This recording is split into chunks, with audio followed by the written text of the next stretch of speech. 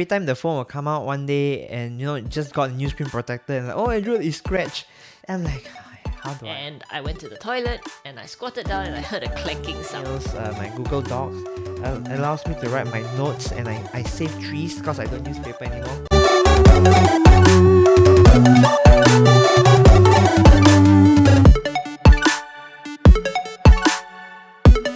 Hello, my name is Eddryll. And my name is Yan Ping. And this is the Teo-logy podcast. Now, for our episode 2, it is going to be something interesting because it wasn't part of the plan, but because it happened just right before Chinese New Year, and we have learned so much from it that we thought this would be the one.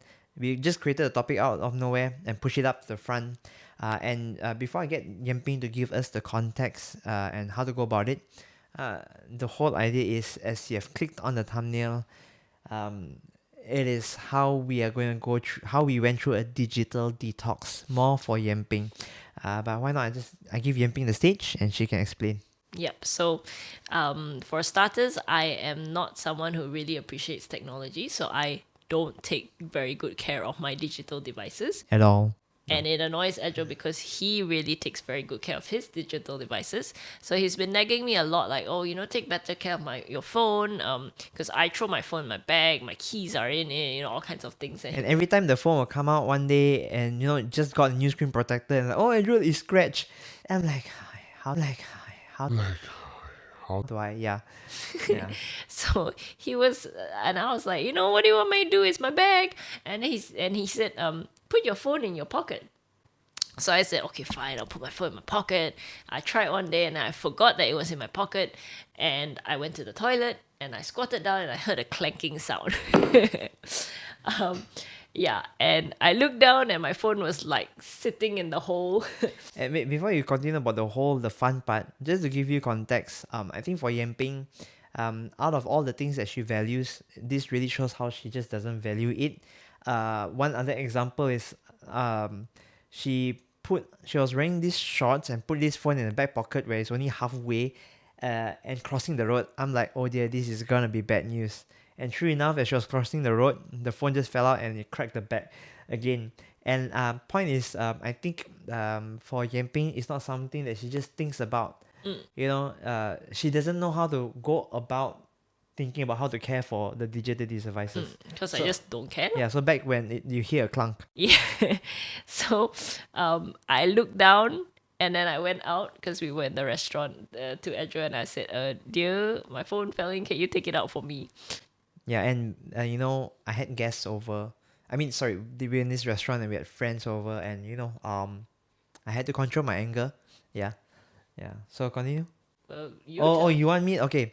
So in the moment, I just like, okay, I hope this is the lesson that Yan Ping learned, more than a scratch that has entered the toilet bowl. At least there has to be some weight of remorse, because digital devices are not cheap. So the disgusting thing is I had to go on my knees and stick my hand down in the toilet bowl, and I felt every gooey thing there is to feel. Okay, it was not plastic, although you see it's plastic, but it was more like touching wet seaweed, and I took out the phone. Yeah. Then I hand it over to Yan Ping, and you can continue the rest of the story. But I scrubbed myself. I felt like the only thing that can make me clean is the blood of Jesus, because as much as I wash my hands, I cannot get myself clean. I don't feel clean. So I'm sure you're very interested about the phone's condition. To be fair, the toilet was dry. It was, and the phone landed in a place where it was a ledge, so it didn't disappear. Okay, sorry. You touched the sides. The phone didn't. I'm not sure what we saw the same thing. It was the same, but for me, it was half in the water. So let's just keep it as that. But anyway, I was also very paranoid. So I tried my best to clean the phone. What I was trying to say is, if I hadn't cleaned the phone and maybe I straight away stuck it in the rice. Not like you could have also. It might have saved the phone better. But anyway, I scrubbed the phone with like water and soap. And the phone actually survived, just the screen didn't. Yeah, it had ghost touches, and then from there, as days passed by, the pixels started slowly dying. So it has had water damage on the screen. But apart from that, like everything else was functioning. So we figured like, okay, it probably costs more to get a new phone. Screens are costly, but at least it definitely costs less. So we looked it up. We tried to order a new screen, and the wait time was 1 week ish. Because it came from China. Yeah. So I said, okay, I'll live for a week without a phone, and that basically is the story that we want to tell. My experience of living a week plus actually without a phone. Yeah, and to see whether you can relate with and without the phone. Yeah.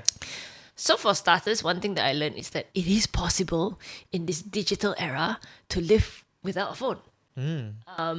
Wow. No, but it really, because your work is tied to it, your social life is tied to it, right? But what I realized is that you can do a lot of substitutes. For example, WhatsApp web is on your laptop, Telegram web is on your laptop, your emails, your calendar, you can actually, use other devices. The only things you probably can't do is make phone calls. If you don't know how to go to a place, you don't have a Google Map. Banking apps. And banking apps, yeah. Yeah, So because of the two-step verification that's needed. yeah, so I just survived without banking for a week plus. But apart from that, I only told one person at work that I dropped my phone, because honestly, I was just functioning like any other day. So yeah, So it doesn't really affect your work. Okay. yeah. So lesson number 1, it is possible to live without a phone. Lesson number 2 is digital detox, like the process of it. So the first few days, of course, I was like, I was quite okay with the idea of, okay, I'm going to live without a phone. But then the day to day, especially the first 2-3 days, you really do feel a bit more fidgety, because when you're free, right, you tend to check your messages, or when you're bored, you will scroll. So when you're free, when you're bored, there's nothing to fiddle with. And suddenly you feel like, oh, I don't know what to do with my hands, kind of thing, right? And that's when you realize that your phone is quite a regulator. So usually it's when you're free, when you're bored, when you're stressed even. When you're stressed, you just need to like distract yourself for 5 seconds, and then you go and like scroll something. It's no longer there. And I really felt like if you have watched Queen's Gambit, the little girl, when she was in the orphanage and she was taken off her pills. I can't remember what pills they were, but The vitamins. she got fidgety. I really felt like that. Yeah, and I think what's scary, like you always know it, but now that when I see it happening to her, it's scary that we live in an era where the smartphone is starting to replace any form as a regulator for any form of triggers. If you're angry, if you're sad, if you're bored, the first thing is I want to take out my smartphone and see what's on it. In order to self-regulate. Yeah, or not, then I'm feeling anxious. I don't know what to do. Am I missing out on something? And I think that's a very scary thought, to just not just know it, but then witness it. So yeah. Yeah. But over time, so second thing that I learned is that when you have a habit, so this comes from the book like Habits, right? By Charles Duhigg. Yeah. It's a 3-step process. So usually you have a trigger. So for example, you're bored, you're stressed, you got nothing to do. So there's a trigger, and it prompts you to do an action, which is usually go check your phone, and then you get a reward, which is your dopamine hit or whatever, right? So when you don't have the action to do, you need to find a substitute, and hopefully the substitute gives you the same reward.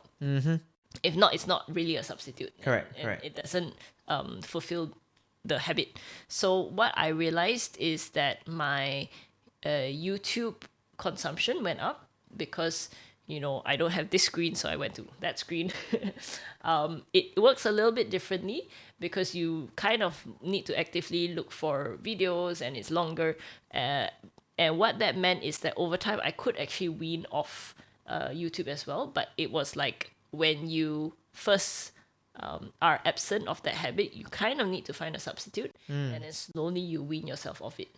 So what could you share a bit? What gave you the ability to just wean off knowing that you need to substitute. The fact that the substitute is slightly different. Ah, Yeah. okay. But then at the same time, you will not be. How do you change from, if you can think at the top of your head, Yeah. how do you change from wanting that reward to be able to not needing that reward? Because the reward kind of is not as intense. So it's a longer duration, you need to actively seek it. So then you don't get as quick a reward, so then it's easier for you to self manage. So the key word there is actually the lack of convenience. It's not just there, which is one of the, I think the book Habits does explain how many of the habits change is because it was just there.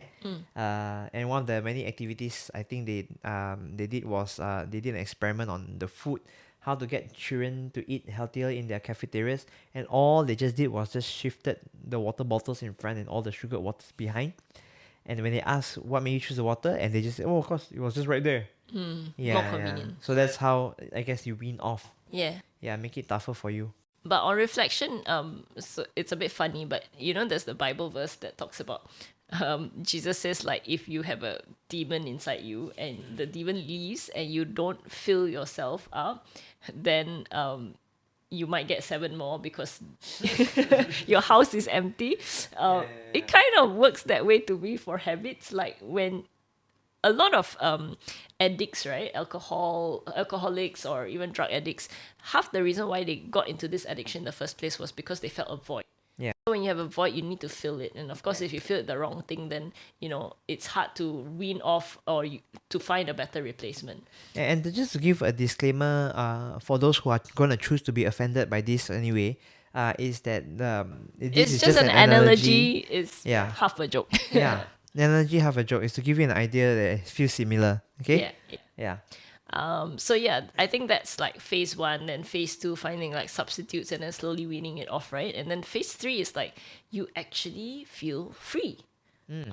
But share a bit of how in the freedom it was during Chinese New Year where all the reunions was there. It's very interesting to not have your phone during Chinese New Year, because Chinese New Year is, of course, it's a fun time. It's a time where you meet a lot of relatives, you do a lot of eating, talking, but also there's a lot of waiting. Like, sometimes you're just waiting for a relative to arrive, waiting for the food to cook, just waiting, right? And when people wait, usually the natural response nowadays is to take out your phones. So when you don't have your phone to take out, you just like sit and like look around and watch people and like stare into outer space. So feeling free was like feeling free to do other things, but also feeling free to do nothing. So what makes it so free that nothing is a good thing? Could you elaborate, unpack that a bit more? You don't feel so like anxious, like you need to constantly be doing something. Yeah, to be okay in the silence, right? Yeah. So what struck me when you say that is because I find it really jarring that we are living in a world of so much noise, and the noise is like a necessity to inform us that we are in a norm and that's okay. And this is something really crazy that is against the biblical posture where there's this idea of sitting down, like Mary sitting down instead of Martha rushing left and right to serve. The word says, "Be still and know that I am God." And how God spoke to Elijah, not in the fire, not in the wind or earthquake, but in a still small voice. And this posture of, I like how you say it's free. To say then that you have so many things to do is also to say that you're not free, to be at peace, to not free to be alone with your thoughts, to not free to be reflective, right? So imagine a Christian before the smartphone and a Christian after the smartphone, and I think for Satan, I think we meet more spiritual stuff, right? For Satan, it doesn't need some kind of like, I want to make you leave your faith and be unfaithful. He just needs to make you distracted. Yeah. So yeah, all power to that freedom that you gain. Yeah. And I also, it helped me observe parents during Chinese New Year. Like, honestly, if you're a parent, I totally understand how hard it is to regulate your kid. And in order to regulate your kid without a smartphone, you really need to plan ahead. And I really saw this in like some parents, right? They pack card games, board games, whatever. They have to like pack all these books and stuff in store so that when their kid gets bored and acts up, they have something to dish out for the kid. Yeah. Because if you didn't plan ahead and you didn't pack right, when your kid is throwing a tantrum, you really just have to take out the phone and chuck it to them. Which is a real temptation because before the phone came in, they had to deal with the kid lah. They had to put their attention lah. And what is freeing for you and the observation is the smartphone. It is not demanding your attention anymore. Yeah, and that's so freeing to know that there's nothing telling you, hey, look at me. Hey, look at me.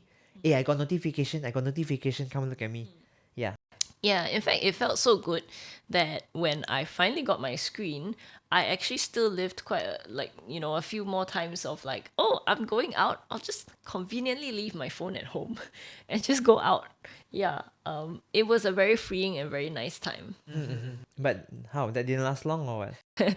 Yeah, so I feel like now that I've got my phone back, I'm back to work, kind of back to square one, honestly. Like, I'm back to checking my messages, I'm back to looking at my phone, which feels sad as well because it took that whole 2 weeks. It wasn't an immediate thing where you could just get off, right? You had to go through the process.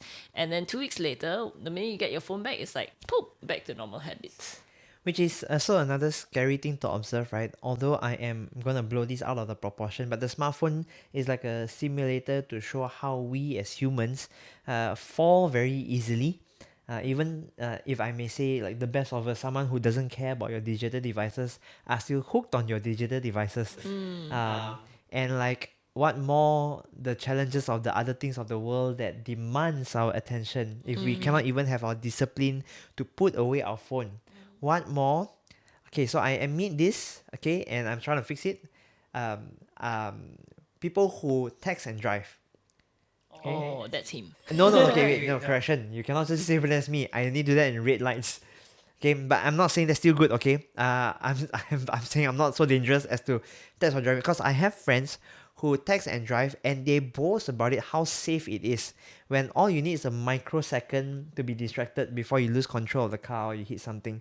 And it is interesting that a text becomes more important than your life in the car. And so I'll tell you what I have been doing later, but I just want to bring up that scariness of how the goal to Christ-likeness and to holiness, right? It's tougher even now. Yeah, speaking of that, it really got me thinking about this verse in Hebrews 4, Hebrews 4:13, where it talks about Jesus being our high priest who is not someone who cannot sympathize with our weakness, and yet he was tempted in every way and he resisted. Every way. Yeah, and it really got me thinking, like, what if Jesus were in this social media era and be tempted like us with, phone addiction, social media? How would he have resisted and how would that look like?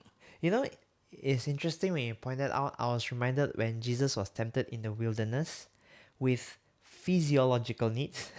Okay, Like food. and all that, and then with power and safety, right? Because jump down and then or identity. I know who I am, and I know the angels will send me. And actually, whatever medium that tries to conquer these three aspects still exists today is just a smartphone. Yeah. So I think the battle as a Christian will still be, what does the Word of God say? Who I am? Where does my power come from? And that I'm a sinner and I'm a human. That I rely on Christ. And who meets my needs? Give us this day our daily bread. Yeah.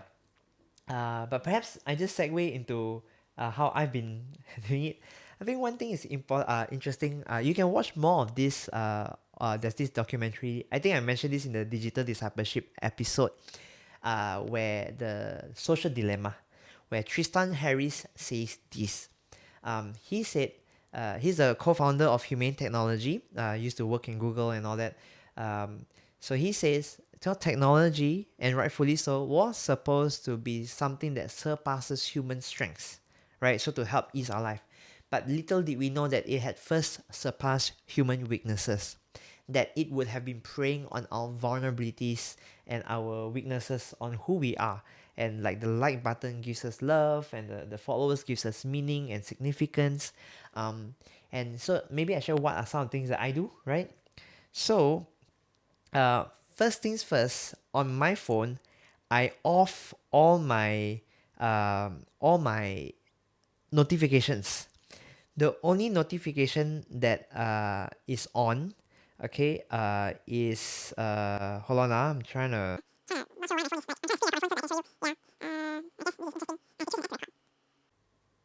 But why do you want to screen record your phone? Oh, okay. Yeah. So all my notifications are off except Yamping's notifications. And then on my phone, I'll show it on the main screen.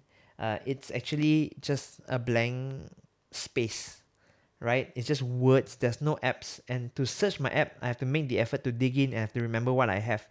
That's all. And in fact, there is even a tracker to show how many times I've unlocked my phone. And And how many times today? as of now, it's 62 times. And it's a good checker, as in, like, I train myself not to want to surpass 100. Yeah. So, yeah. Okay, it says error saving screen recording. I guess I will show you a different version lah when I figure it out. But yeah, that's what it looks like. Where was I? What's the second thing you do? Yeah. So, it has been. So I'm someone that I need these kind of things because it's, unlike Yamping, because of the nature of my work, I have, I easily get distracted and I easily get addicted. And I'm honest with my addiction. Okay, I know it's bad. So the second thing I did was I had to make sure that I'm going back to analog, which means I sold my smartwatches and my fitness trackers, and I went back to an analog watch. I asked my father, Dad, do you have any extra watches that you don't wear? And then he gave me these two chronographs. And you pick one. I picked this simple scratched up Casio, hand me down, but very meaningful because the father gave, and I started wearing it lah, you know. And so now I am just making sure that what I have on me doesn't demand my attention. So now this smartphone rarely demands my attention, and the moment it demands my attention, it is a message from my wife. It means it is my wife that's demanding my attention. Not every single person on WhatsApp and all that. I just leave it off, right? That's why now I may reply bad. The only times I reply fast is because of WhatsApp web and I'm doing my work. And it's been come to a point where I actually leave my phone in the car and I don't even know. And I like that fact. The other thing is, I had to make another drastic measure where I got myself an e-ink tablet. So I do wish this was a sponsored video so that is I'm paid to do what I do. But see, this is an e-ink screen, but it's an Android tablet that allows me to access WhatsApp, my emails, my Google Docs, allows me to write my notes, and I save trees because I don't use paper anymore, and read all my books. It's a books tablet, Boox, and it is the only tablet that Yamping approves. Yeah, Yeah. and I'm not a digital fan, right? Yeah, and I she don't looks, enjoy. I don't Yeah. appreciate tech. but when she looks at this, she's like, this makes sense, and it's been very helpful for me to be productive, to jot down my thoughts, and to not demand my attention, but to use it when I need to. Reading is fun, yeah. I think like one way in which I can see how it makes sense was a friend saw it and was like, "Oh, it's really cool. I don't think I will get it because I think it's not attractive enough for me, so I'll end up not using it a lot." Yeah. So he needs the stimulation, but for me, it may not be for you, but I needed to take these extreme measures. Yeah. But that phrase told me that it served its purpose. Yeah. Yeah, exactly. And it's been helpful for me. Perhaps then you guys can also comment below, how do you whether you can admit whether you have a digital addiction, and how do you yourself try to avoid that. For I'm sure some of you there are many of you that are better than me at this point. Good for you. I'm saying I'm more of the worst of them all. Yeah. Perhaps Yamping, maybe you can share now that you have fallen back into your normal digital habits as a normal human, right? What are some of the steps that you want to do to wean off once more that you can think of? Yeah. I think for starters is to acknowledge that it's not okay, because we live in a culture where it is okay to, constantly look at your phones. And different eras have different it's okay cultures, right? Like there was a time in, say, Corinthians time where it was okay to sexualize everything. And now it's okay to, be so digitally immersed in social media and everything. But if you put it against Christ likeness and what it means to follow Christ, then that's an overboard, right? So it's actually not okay. And the first step is like being able to step out of your culture and be able to acknowledge that. But second, honestly, like what he said, right, is don't trust yourself. And if a lot of the measures you take is using your willpower to not do it, I honestly don't think it will go very far. Hence why I'm like back to square one, right? So if unless it is measures that doesn't trust yourself, for example, sometimes I delete my Instagram, right? Because I know that as long as the app is there, I will click into it. So with the app being there means I need to depend on my willpower to not click into it. So don't trust myself, delete the app. Or turn off notifications, right? Because as long as the notifications are popping up, then I need to depend on my willpower to not get distracted, right? Yeah, but then the phone's like, look at me, I'm right here. Yeah, so if you off your notifications, that's a step on like it doesn't depend on your willpower as much Yeah. anymore. Yeah. Yeah. Okay. And I'm reminded of the Bible verse again in Hebrews, but this time it's Hebrews 12, 1 to 2. Therefore, since we are surrounded by such a great cloud of witnesses, let us lay aside every weight and sin that clings onto us and run our race with endurance. And even now, seeing how the smartphone has gripped the world becomes a reminder that makes me say, Jesus, can you come faster and sooner? It is a really sad state. Yeah, but I'm a believer. If you've seen the digital discipleship episode, I'm not the kind of guy that runs away from technology. I'm someone that believes that is redeemable and innovation is a God-given gift. And this is actually a God-given idea. But how do we incorporate Christ-likeness in every space? Imagine, Facebook in a Christ-like focus. So it doesn't demand your attention. How does it look like, in identity and power and all that?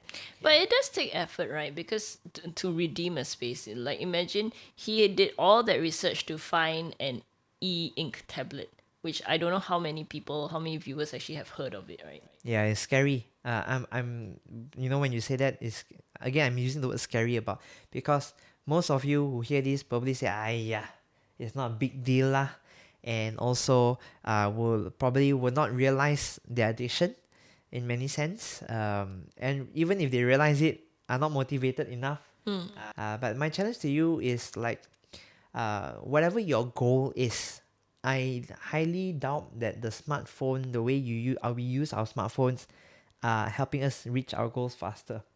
Yeah, with the time spent on the smartphone, and I think I'll end with this. Then you tell me again. I think we're living in a world where the hierarchical of needs.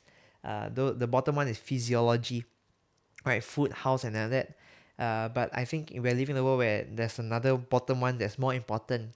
We're living in a world where whenever they go, it is so important to have Wi-Fi. When they go to a friend's house, they will always ask, what's the Wi-Fi password or do you have Wi-Fi? When you go to a mall, do they have Wi-Fi? Go to a cafe, do they have Wi-Fi? And we recently went to a camp where one of them was rating the camp very low. And we asked what was the reason why. The food was fine, we thought it was fine, the environment was fine, it was good, get away, but it was rated low by these key people because why? No Wi-Fi. And what scares me is that we're living in an era where we are supposed to be constantly connected to God, but we want to be connected to Wi-Fi. Yeah. You want to share some quick thoughts on that? Agree, huh? So what do you guys think about this upon reflecting about Yan Ping's experience? Hopefully you don't have to drop your phone in the toilet bowl as well. But I guess that's it for now. This is the Teo-logy podcast. Till next time. Bye. Bye.